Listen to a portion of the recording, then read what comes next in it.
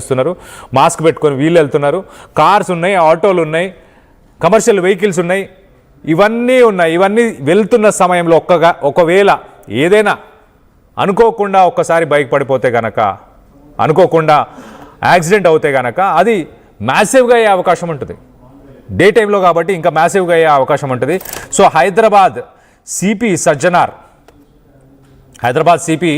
VC Sajjanar IPS ఆయన గతంలో ఇటు బెట్టింగ్ ఇష్యూస్ కానీ మిగతా ఇష్యూస్, ఇలాంటి ఇష్యూస్ని కాన్సన్ట్రేట్ చేశారు, ఎలిమినేట్ చేశారు. న్యూ ఇయర్ టైంలో తాగినా పర్లేదు కానీ ఇంటికి జాగ్రత్తగా వెళ్ళండి, క్యాబ్స్ బుక్ చేసుకోండి అంటూ సోషల్ ఇష్యూస్, పబ్లిక్ ఇష్యూస్ని హైలైట్ చేస్తూ ఆయన చాలా వాటిని టార్గెట్ చేసి వాటిని కంట్రోల్ చేయడం, వాటిని సేఫ్గా ప్రజల్ని సేఫ్గా, హైదరాబాద్ ప్రజల్ని ఎస్పెషల్లీ సేఫ్గా ఉండడానికి ఆయన చాలా ఇనిషియేటివ్స్ తీసుకున్నారు. మరి ఇలాంటి బైక్ స్టంట్స్ చేసే వాళ్ళని ఎందుకు పట్టించుకోవట్లేదు? ఎస్పెషల్లీ ఈ areas, PV Narasimha Rao express way start అయ్యే ప్లేస్ నుంచి ఆల్మోస్ట్ మెహదీపట్నం నుంచి ఇటు ఆరంఘర్ చౌరస్తా దాకా హైదరాబాద్కి సంబంధించిన ప్రతి స్టంట్ వీడియో ఎందుకు ఈ ఏరియాస్లోనే అవుతున్నాయి? ఈ ఏరియాస్కి సంబంధించిన వాళ్ళే. ఆ రోడ్లో ప్రయాణిస్తున్న సమయంలో ఒకవేళ ఇలాంటి న్యూసెన్స్లు ఏమైనా చూసినా కూడా వాటిని రికార్డ్ చేసే సమయం ఉండదు మిగతా వాళ్ళకి. కానీ వీళ్ళు ఎవరైతే స్టంట్స్ చేస్తున్నారో వీళ్ళే వాళ్ళ వీడియోస్ రికార్డ్ చేయించుకుంటారు వెనకాల ఇంకో బైక్తో. ఇప్పుడు ఈ స్టంట్ అంతా కూడా వెనకాల ఇంకొక పర్సన్ అదంతా షూట్ చేస్తున్నాడు.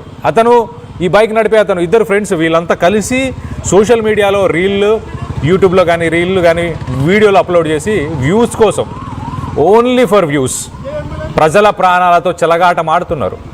వీళ్ళ ప్రాణాలు చెలగాటం ఆడుతున్నారు, అలాగే ప్రజల ప్రాణాలతో కూడా వీళ్ళు చెలగాటం ఆడుతున్నారు. ఒకసారి అసలు ఏంటి సుప్రీంకోర్టు గైడ్లైన్స్ ఏం చెప్తుంది సుప్రీంకోర్టు అనేది కూడా ఒకసారి మీకు చెప్పే ప్రయత్నం చేస్తా.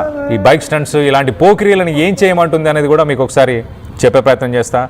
పర్సనల్ రెస్పాన్సిబిలిటీగా మీరు స్టంట్స్, రెక్లెస్ డ్రైవింగ్ చేస్తుంటారు కాబట్టి ఇలాంటి వాళ్ళు రెక్లెస్ డ్రైవింగ్ చేసినప్పుడు వాళ్ళకి కంపెన్సేషన్, ఇన్సూరెన్స్ కంపెనీస్ నుంచి కంపెన్సేషన్ రాదంట.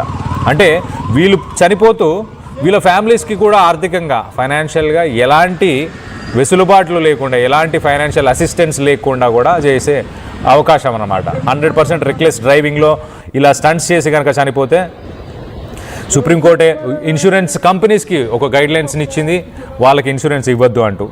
ఇలాంటి వాళ్ళని ఒకవేళ పోలీసులు పట్టుకుంటే ఒక 3 నుంచి 6 నెలలకు ఒక రెడ్ లైట్ జంప్ చేసినా, కొంచెం స్పీడ్గా వెళ్ళినా వాళ్ళ మీద అట్లీస్ట్ 3 months జైలు శిక్ష వేస్తున్నారు. వాళ్ళ డ్రైవింగ్ లైసెన్స్ కూడా సస్పెండ్ చేయాలంటున్నారు.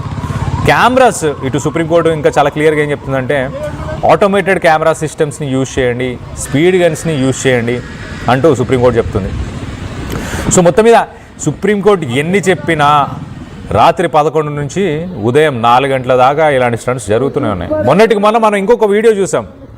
ఎయిర్పోర్ట్కి వెళ్ళే ఇదే పీవీ ఎక్స్ప్రెస్, ఈ పైన కనిపిస్తున్న ఫ్లైఓవర్, అదే పీవీ ఎక్స్ప్రెస్ పైన కార్ డ్రైవ్ చేస్తున్న టైంలోనే కొన్ని రాకెట్లని కార్లోంచే, రన్నింగ్ వెహికల్లోంచే, కార్లోంచే రాకెట్లను పేల్చే ప్రయత్నం చేశారు. ఒకవేళ ఆ రాకెట్స్ కూడా పొరపాటున మిస్ఫైర్ అయ్యి కార్ లోపలనే పేలుంటే, ఆ కార్ రన్నింగ్ వెహికల్ కాబట్టి ఆ డ్రైవింగ్ హ్యాండిల్ చేయలేకపోతే, ఎక్స్ప్రెస్ వే అంటే చాలా స్పీడ్గా ఎయిర్పోర్ట్కి వెళ్తుంటారు, వస్తుంటారు, వీఐపీస్ కావచ్చు, ఇతర రాష్ట్రాలకి వెళ్ళి వచ్చేవారు కావచ్చు, వాళ్ళ పరిస్థితి ఏంటి? వాళ్ళ ప్రాణాల పరిస్థితి ఏంటి?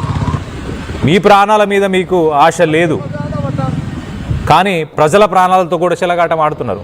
మనం మిగతా విజువల్స్లో చూడొచ్చు ఎలా కుప్ప కూలి పడిపోతున్నారు.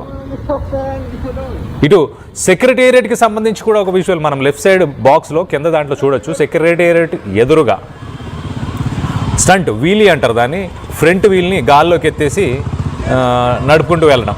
సో సెక్రటేరియట్ బ్యాక్ డ్రాప్లో పెట్టుకొని విజువల్గా బాగుంటుంది అని చెప్పేసి అలాంటి స్టంట్స్ చేస్తున్నారు. ల్యాండ్ మార్క్స్ దగ్గరే స్టంట్స్ చేస్తున్నారు. పెద్ద రోడ్స్ ఉన్న దగ్గర, చాలా ట్రాఫిక్ ఉన్న దగ్గరనే ఇలాంటి స్టంట్స్ చేస్తున్నారు.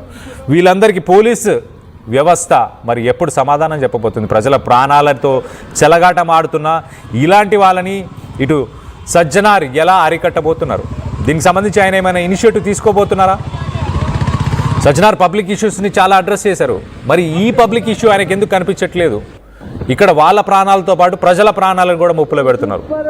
ఎస్పెషలీ ఇటు సైబరాబాద్ కమిషనరేట్కి సంబంధించి ఏరియాస్ ఇవన్నీ కూడా అనుకోవచ్చు.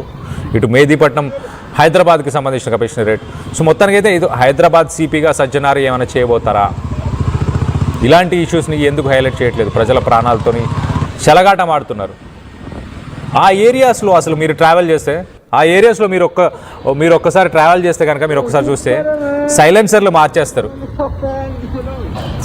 మార్చేస్తారు, ఫేక్ నంబర్ ప్లేట్స్ పెట్టుకుంటారు, నంబర్ ప్లేట్స్ మార్చేసి నంబర్ ప్లేట్స్ లేకుండా ఇలాంటి స్టంట్స్ చేస్తుంటారు. వీళ్ళని పోలీసులు ఎందుకు పట్టుకోలేకపోతున్నారు? ట్రాఫిక్ పోలీసులు ఎందుకు పట్టుకోలేకపోతున్నారు? ఎందుకు అరికట్టలేకపోతున్నారు? దీనికి సంబంధించి మీరేమనుకుంటున్నారు? మీ అభిప్రాయాలను కింద కామెంట్ రూపంలో తెలియపరచండి. ఇలాంటి స్టంట్స్ చేసే వాళ్ళని ఏం చేయాలి?